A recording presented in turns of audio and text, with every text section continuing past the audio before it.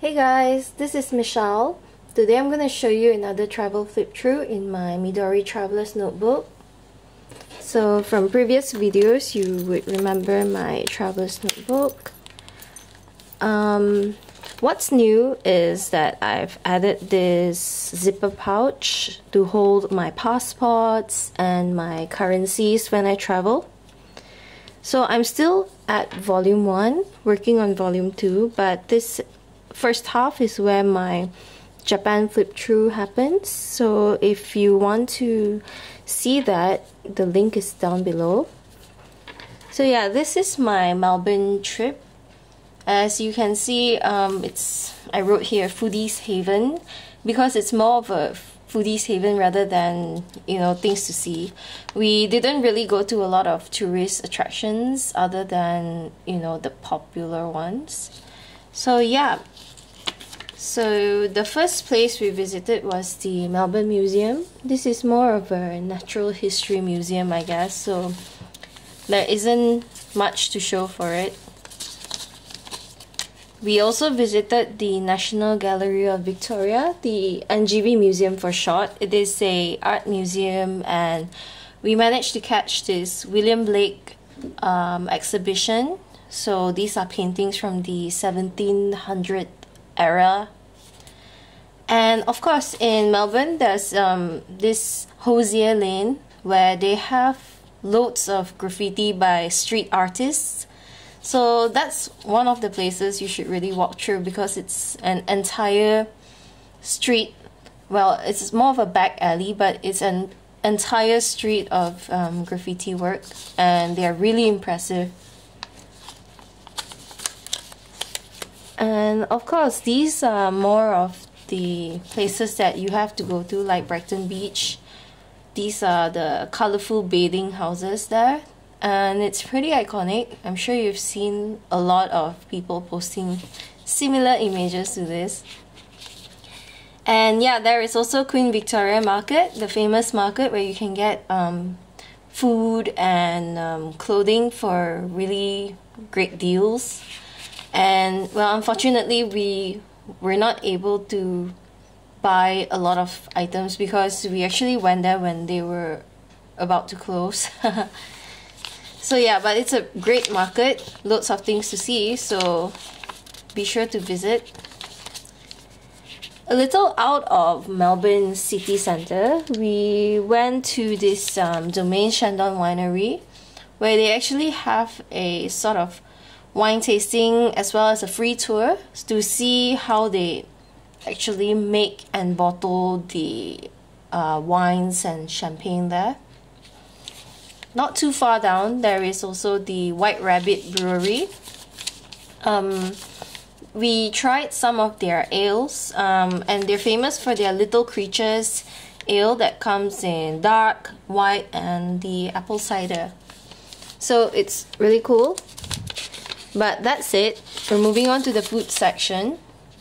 So these are mostly, the rest of the pages are just going to be about food, so bear with me. The first place we tried was Mamacita. I really loved the food there, but it's really dark and crowded, so we were not able to get any photos, unfortunately. Yeah.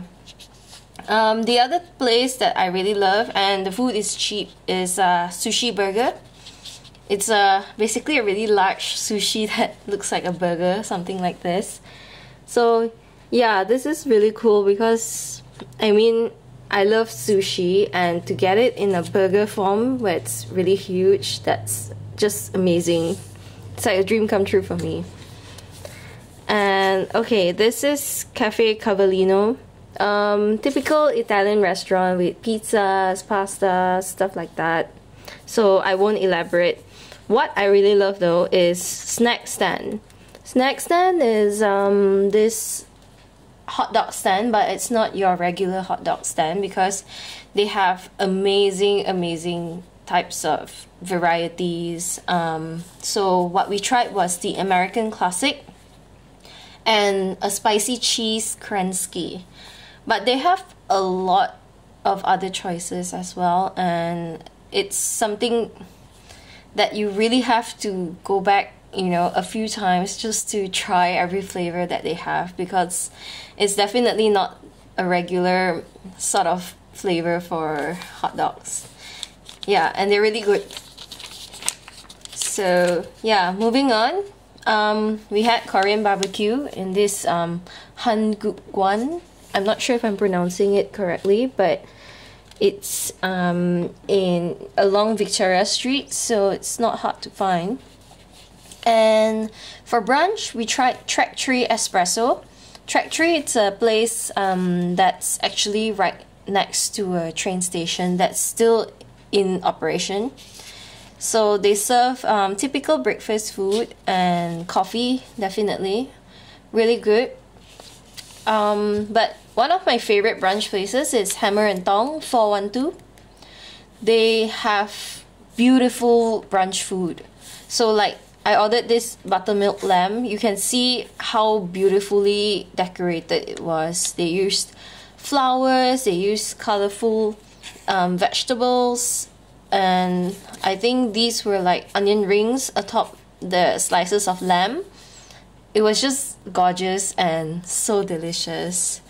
And my boyfriend ordered this soft shell crab burger. It looks like any other burger, but trust me, the flavor is definitely not just any burger. Okay, and then we also tried Vietnamese food.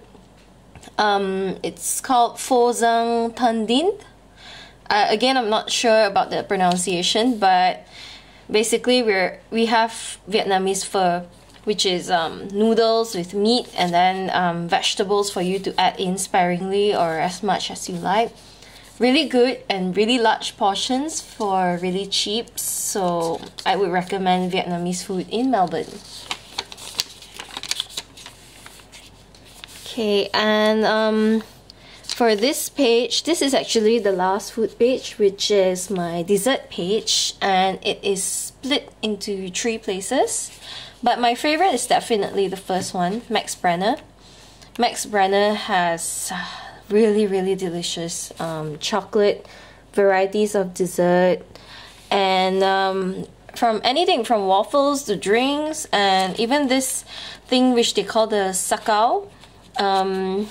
My boyfriend ordered this, where they typically give you a candlelit warmer where you pour milk inside and add in the chocolate bits to create your own chocolate milk. So that's kind of cool.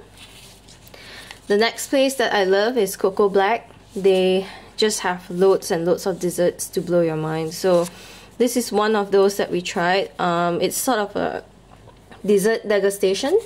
So yeah, you can try everything there, and you can even purchase a lot of things to go.